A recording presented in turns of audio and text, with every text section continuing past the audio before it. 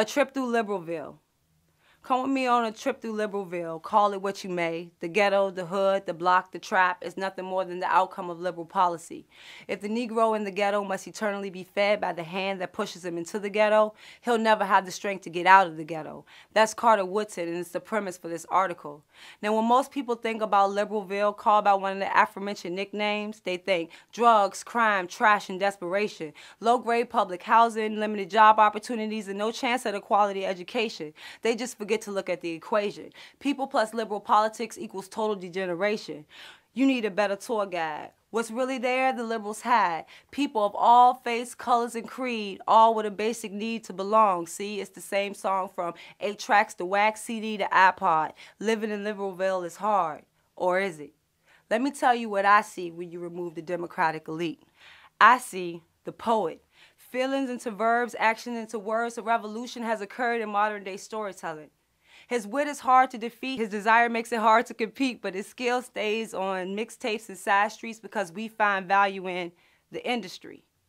I see the artist, a vision in his head bigger than any paper or pad, graffiti formed on walls, and it's sad. We find no value in the art that he shares, so it stays in Liberalville halls instead of on museum walls. His property values continue to fall.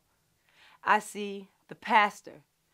Broken and remade, no longer weighed down by past mistakes, saved and enraged, those around him continue to fade from God's glory to government shade in an attempt to be made into what our Savior already promised. I see the banker.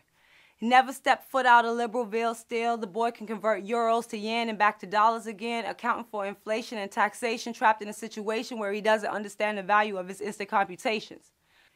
I see the politician. On a mission to stand in opposition to anyone who would change the rules halfway through the game. He can rev up the folks and gather the vote, but it's a shame. He has no power or desire until shots are fired and the people need someone to blame.